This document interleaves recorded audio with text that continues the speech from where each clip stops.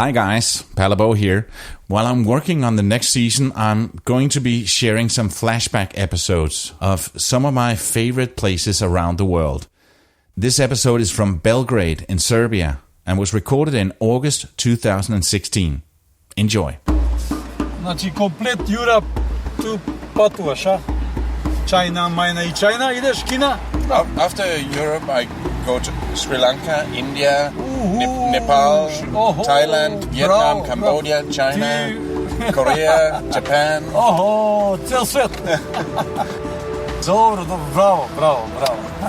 This is Radio Vagabond podcast. My name is Palle Bo, and I've arrived to Belgrade in Serbia. Super, dobro. At the moment, I've been on the road for 6 weeks, and this is my 9th country.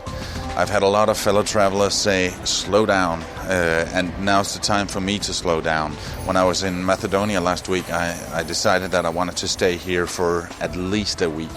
So I found an Airbnb that I wanted to be in for more than a week, but unfortunately the one that I got my eyes on wasn't available till the day after I arrived here in Belgrade. But my Airbnb host said, well, no problem, I've got another one. It's a small one, you can stay there just one night, and it's very close to the other one, and you can have that one instead. So I thought, oh, sure, even though it was very small and extremely cheap. So I thought, well, it's just going to be a bed that I'm going to sleep in, and that's it.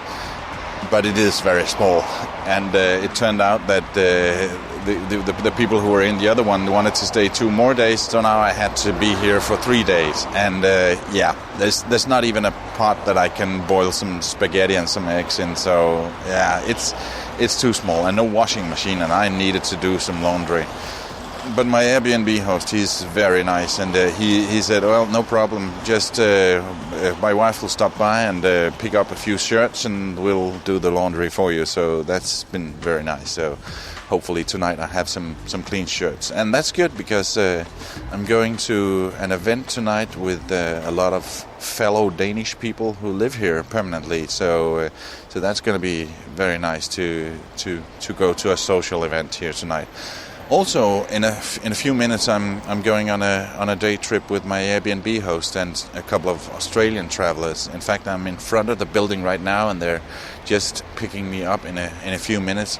We're going to the second largest city here in Serbia called Novi Sad, and also visit a winery. And it's going to be a great trip, I'm sure. My host Milos turned out to be so much more than just an Airbnb host that wanted to make a few extra bucks on the apartments that he and his wife Maria was administrating.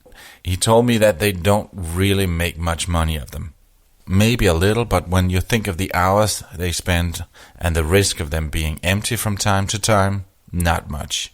He told me that most of all they do it to meet people from around the world visiting Belgrade. Maria and he got married last year, and we ended up being close friends. Hey, how are you? I am good. Sorry, I'm a little bit late. I had some problem with the phone. No problem. On this Friday morning, Milos came to pick me up, and on the way to his car, we spotted an old Lada. A car that we don't see much in Denmark anymore. I haven't seen a ladder like this for a long time. Oh, really? It's popular here. There's a saying here in Serbia, you can go up to a greasy... pillow, like a pillow. Milos tells me that a Lada is a good car and that they say that it can drive up a greasy pillar. 20 types of SUVs and stuff like that. And he says there's not a vehicle like Lada Niva. No, it's really... And they never break. Never break, and then they really can go everywhere. Yeah, they were big in Denmark in the 70s. Then we went to pick up Lara, Nicola and Josh. Hey, hello guys. 3 Australian backpackers that actually were living in the apartment that I was going to move into later that day. I was partying all night. Have a good night. Yeah. Are you okay? Hi. I'm Laura. I'm Palle. Nice to meet you. Hi, I'm Nick. You're Nick? Yeah, Nick. Hi, Nick. Palle. What was that again? Palle. Paula.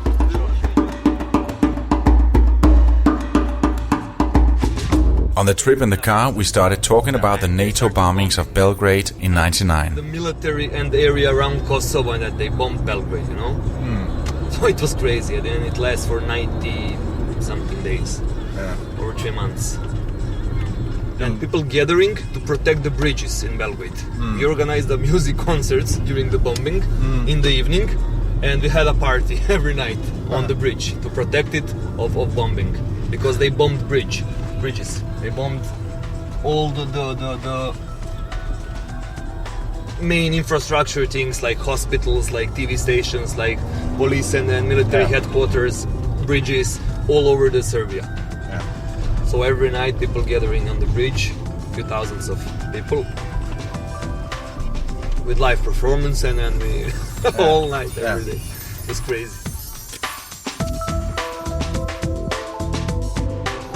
Milos, we're going to Novi Sad. What can you say about that? Well, Novi Sad is the second biggest city in Serbia. It's important because it's a huge multicultural city. There are more than 20 different nationalities live there. It's also a university city where young people like to go and do their studies. Also, it's famous about the nightlife and about the beautiful girls. Yeah. But more multicultural than Belgrade? Yeah, more because it's kind of different area, and you can sense down there the remainings of Austria-Hungary Empire, and the architecture is different, and the mentality is different, and they are like a lot of people are from Hungary living down there, from Czech Republic, from Slovakia. So it's kind of a mixture of population, so the mentality is also quite different. And they're more chill, more relaxed, or slow down than in Serbia and Belgrade, and you will see it. Novi Sad proved to be a nice place. Wonderful city center and a castle on top of a hill where they do a huge musical festival once a year. We also went to a smaller village outside of Novi Sad with a name I can't really pronounce, Slimski Karlota or something like that, to visit Mirko, a friend of Milos. He has a wine cellar under his house called Veselinović Benisek, where he produces rakia, a Serbian national drink. Very strong, but with a nice taste. In the cellar, Mirko told us how it's produced. The rakia produced from the fruits that we have here.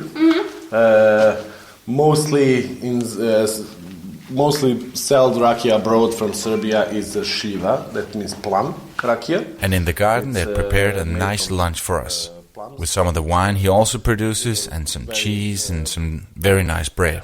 I had a chat with the 3 young backpackers from Melbourne, Lara, Nick and Josh, and we found out that we've been in Brasov, Romania and Sofia, Bulgaria at the exact same time. Well, we arrived in Belgrade as it is a convenient meeting place. We didn't know anything about the city, and so we arrived at Airbnb with Milos and explained to him that we had no idea about the city or what we were here to visit, and he was kind of surprised.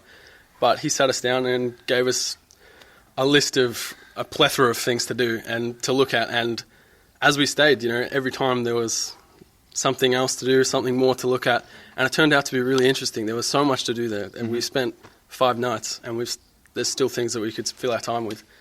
So it turned out to be fantastic. There was so much to do, and not a lot of time, but that's okay. What's the highlights? I probably missed it, so I still have time.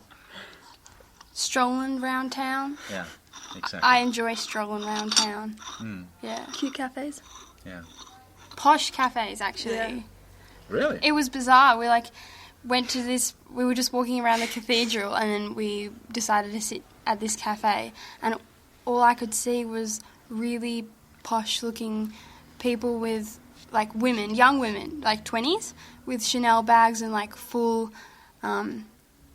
outfits, Yeah, face and makeups, makeup. with their it's actually kind of cute. They're little Pomeranians, and and then we went back the next day. The same women were there. We were there twice. So to be fair, we were there, but They were yeah, there. that was bizarre actually.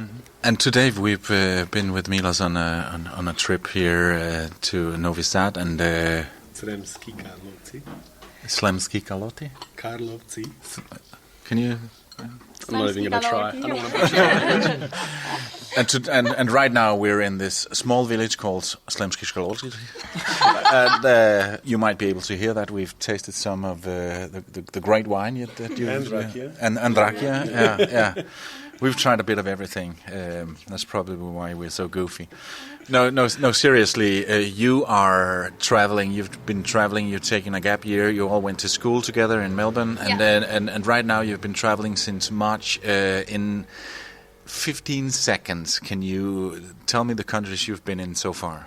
Who wants to Josh try? can do it fast. He can go. Belgium, Germany, France, Spain, Portugal, Italy, Croatia, Bosnia, Romania, Bulgaria, Serbia, Cyprus, Greece, Ireland, England, and I think that's it. Wow! That's it. And now from England to here? That wasn't in order. No, Sorry. that wasn't in order. Okay. So how long are you going to travel still? Another 2.5 months. Or 2 months, yeah. We fly out October 15. So 15 more countries, I guess. Yeah, hopefully. Now, where are you going from here? Kosovo. I'm going to prison. Prison. And then on to Pej, and then on to Zablijak. Zabljak. They're hard to pronounce. Yeah, they're very hard. Yeah. Montenegro. Yeah, and I've only been traveling for 1 month, and I have only 9 to 10 countries in those 6 weeks. So can you give me some kind of a good travel advice for the next 3 years and 11 months? Chill out. Chill out. Yeah. Don't get an Indian belly bug. No.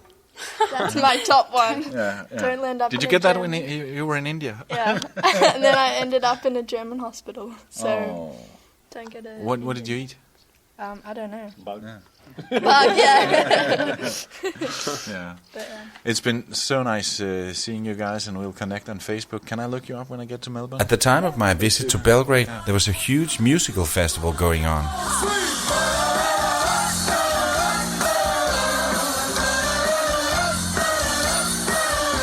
We were there on Saturday night, and the popular Serbian band SARS were on stage.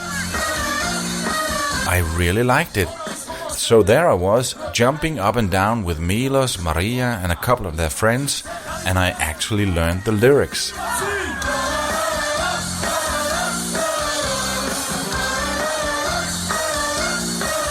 If you listen carefully, you can hear me singing along. And I got the words right. They call it the Beer Festival, and since it's free to get in, a lot of people show up. According to Milos, around 700,000 over the 5 days. SARS were playing on the Marlboro stage. Yep, sponsored by cigarettes. And they were not shy to put cigarette logos on stage. Big neon signs with the Marlboro logo were all over the stage. Something like this would not happen in Denmark and in most other Western countries, but Serbians don't have any problems with it.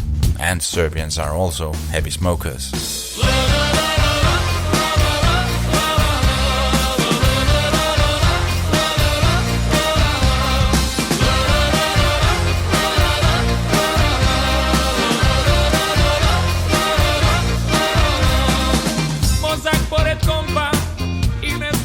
We had to leave the festival early because it was also at the time of the Olympics, and Serbia was playing the water polo finals against their arch rivals from Croatia. So I was invited to go to Milos and Maria's home to see the game with a group of friends. And we won gold. Yep, I was totally Serbian that night. And on my way home, the Serbians were celebrating the victory by driving around and around in a big roundabout with the horns and practically sitting on the rooftop of the cars with Serbian flags.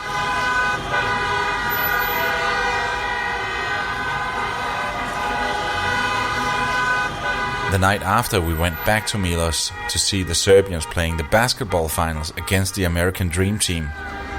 And I was thinking that the whole city would explode in one big party of celebration if the sensation should happen, and Serbia also should win that one. but as you might know, they didn't. Anyway, our Sunday at Milos and Maria started in their garden. I was there at 1 o'clock in the afternoon, and it was one nice afternoon with drinking, barbecue, and talking to 10-15 of their friends. We had a really good time, and I'm absolutely certain that I will see Maria and Milos again. Just a few days before I was going to leave Belgrade, they said to me, if you want to stay longer, we have an apartment and you can stay in that one for a week for free. Yeah, that's the kind of people they are. But I wanted to keep moving, and after 8 days in Belgrade, I said my goodbyes, and after a few hugs, I was on my way to my next stop. Milos arranged that I was going to be picked up at the apartment and be dropped off at my next Airbnb in Budapest. It was sort of a minibus with door-to-door delivery, and only 25 euros. So my next stop will be Budapest in Hungary. If you like this podcast, please share it with your friends. I'd be so happy if you gave me a review in iTunes, and you can follow me on Twitter. My handle is Radio Vagabond, and also on Instagram, Palabo. And that is my name, Palabo, and I gotta keep moving. See ya. I hope you enjoyed this flashback episode, and if you did, please share it with one of your friends. There's going to be so much exciting stuff coming up in Season 7 of the Radio Vagabond, and we start that one in September. My name is Palabo, and I gotta keep moving. See ya. Produced by RadioGuru.co.uk.